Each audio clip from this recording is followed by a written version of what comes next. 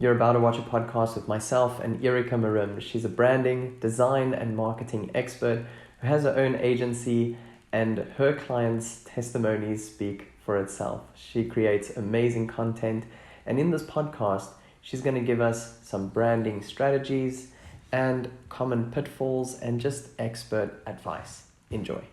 Erika, welcome. Thank you so much for taking the time to join me. I'm going to jump right in. What made you start your design and marketing agency? So back in 2019, I started online as a graphic designer. That was it. That was all I was doing. And as clients started asking, like, look, this is the design that I want for social media, for my website, they started asking for more services. For example, can you schedule the content? Do you have someone that does the engagement? Can you schedule my emails? Because I was doing their email banners and the graphics for the email, but they wanted someone to basically do it all, not just the graphics. They didn't want it to handle systems. Yeah. So I started hiring other female freelancers and entrepreneurs. And little by little, I started creating a team of different freelancers that I was adding to my roster depending on what the clients were asking. And I would say like by 2021, I had a team of like 5 or 6 girls that were constantly working on different projects. And it was like, you know what? This is no longer just me doing things. Yeah. This is a team. This is an agency. I can no longer call myself a graphic designer because we're doing much more. We're not social media managers because we were also doing systems. We're doing courses. We're doing websites. So it's a full-on agency. We're handling their digital marketing based on the design. We're doing the IKEA version of online entrepreneurs. How can we make this look pretty enough that people want to buy it? That's amazing. How we need to be. And I love your style. I mean, the colors, the professionalism, and your content as a whole, giving away all these valuable advice. I see on your bio, it says, I see you use design and foundation for sales, so your sales strategy. How does that work, and how do you balance creativity and strategy when doing all this design work? So I would usually, this is how I explain it. You have the branding and you have the marketing. Branding is the visual essence of the business. And then you have the marketing, which is the strategy. Both have very different energy. Visuals tend to be more feminine. And then you have the marketing and the strategy that it's the masculine. When you mix them, is that yin and yang. As I mentioned, we are kind of like IKEA. How can I make this look pretty, but also that it makes sales? How can I present this? It might be the colors, it might be the layout. It's all going to depend on your business and your type of audience. I'm not going to present your content as it were a Teen Vogue magazine when your audience is definitely a Vogue audience. Yeah. They're very different. One is more mature, more is like vibrant, hippie, kind of yay. Yeah. So it's all depending on who your audience is that we present things so that they can buy it. Again, the IKEA method for digital marketing. And that's amazing. The perfect balance. Mm-hmm. And what would you say is the first step when starting with a new project with a client? First thing is making sure they know who they're talking to. Okay. Because if you don't know who you're talking to, your branding, it's not going to match. Your messaging, it's not going to make any effect. Therefore, if we move forward, let's say you come to me and you're like, hey, I have my branding. These are my colors, my fonts, my logo, my pattern, everything visual. Can you make my social media content? And I say, yeah, of course. But then when you send me the copy, I'm like, this is not going to work because your colors are telling me that you are in your 20s, talking to people in their 20s, but your content is for mature people. It's for a more mature audience. So in that essence, I'm gonna be like, you know what? To be honest, it's not gonna work. I can design it, but I'm telling you right now from the get-go, you're not gonna see any movement in your followers, in your reach, in your engagement, because there's a disconnect. So we have to look back into who is your target audience, who are you talking to? Does it match your visual brand? If it does, then we can move forward into your marketing. Yeah. So starting with who you're talking to, it's that foundational part. Yeah, I think it's one of the most important parts, attracting the right audience. And I see a lot of people starting with just creating a logo and then they jump right in. They don't even know where the brand is going. So it's quite important to have that as a first step. And what would you say is the common mistakes people make when it comes to branding? Too many colors. Too many colors? Yeah. Then they start with this plethora of color options. It looks like a rainbow. They start creating content for social media, and then you don't know who you're talking to. Because you start engaging with this post because you see X amount of blues, and then next week you see a green, and then you see a yellow, and then you see an orange, and you're like, hold on, I'm confused. It's all over. And I'm not saying you cannot have multiple colors. You certainly can, but you have to know how to blend them in so that they represent you as a business instead of being a rainbow in your feed, and then it ends up looking like your grandma made a collage kind of thing. I've seen it happen. I'm sorry, grandma, but it does happen. Yeah. Oh, look, I found this little pretty flower. Let me take a picture, and it doesn't match your aesthetic for your colors, and then they post it and hope that it works. Yeah. So. But it doesn't. It's all over the place. Too many colors. Too many colors. And tell me, how do you help clients understand the value of good design? Visuals. Nothing helps people understand the value of something than you actually putting it in front of them. This is how it looks before, and this is how it can look after.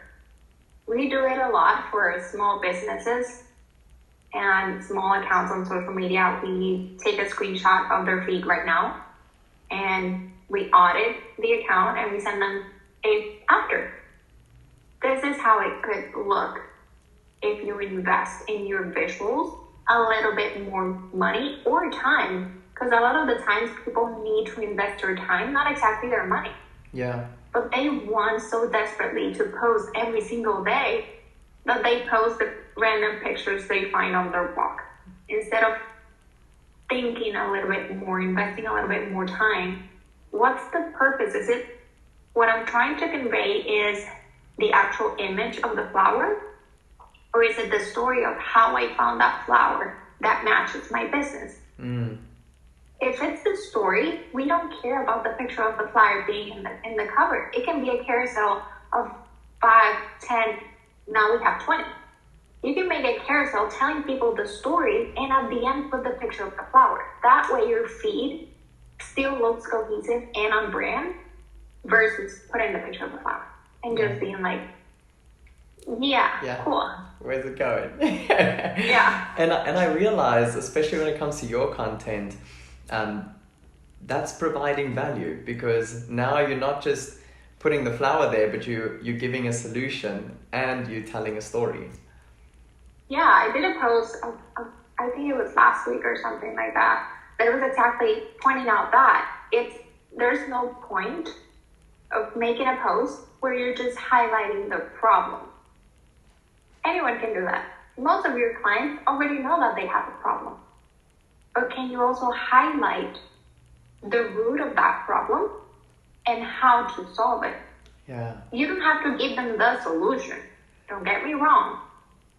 But how to solve it. For example, in that post, it was like something about content, and then the solution on that problem being my method.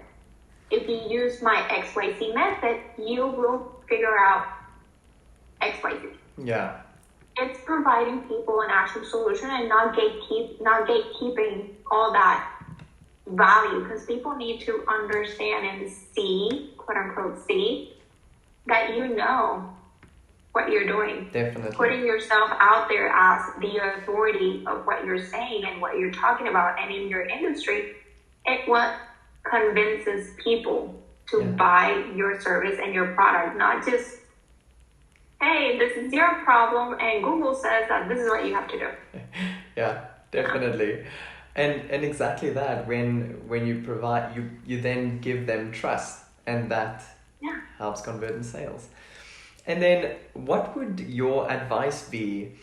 What advice would you give to any inspiring designers and marketers looking to start their own agency?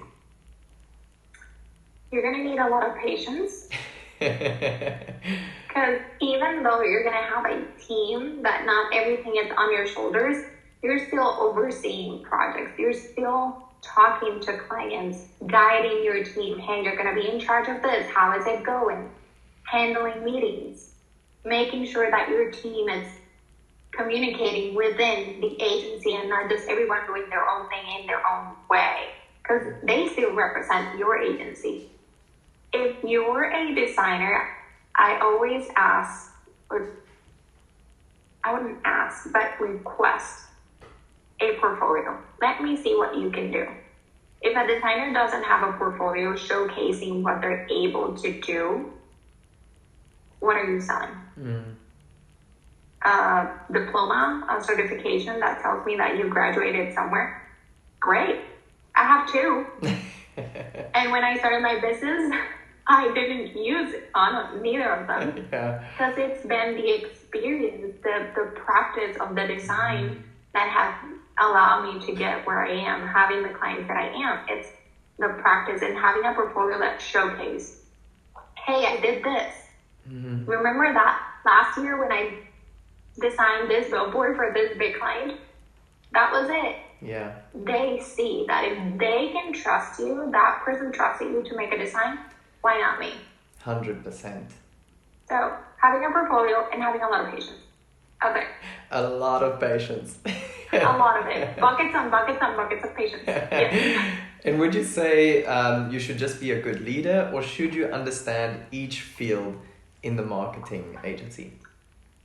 I'm not going to tell you that you need to know each field to a perfect point, because honestly, not even I do.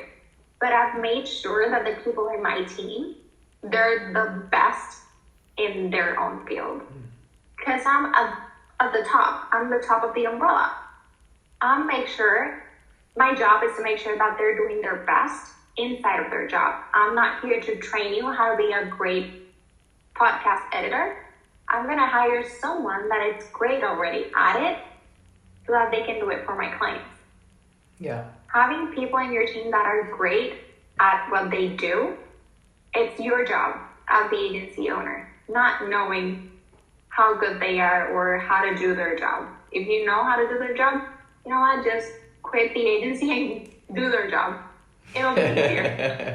Better for your heart, trust me. Yeah, definitely.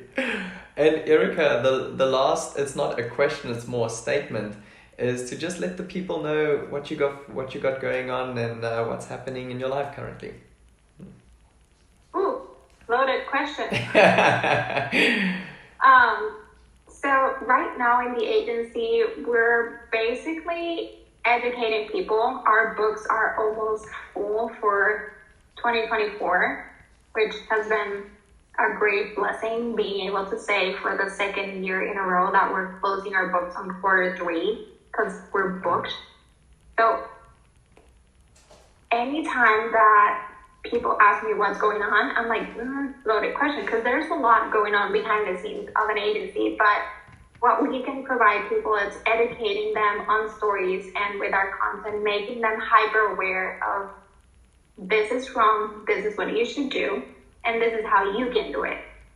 Because if you can't do it, that's my job. I'm making you aware of the problem, but I'm also giving you a solution. Either do it yourself or hire an agency. So that's basically what I do.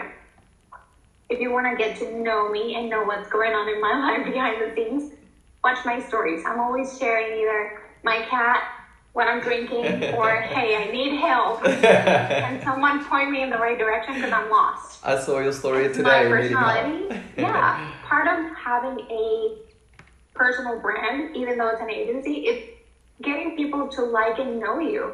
And that's what stories are for. So if people want to know what's going on in my life, just go watch my stories. It's a mess.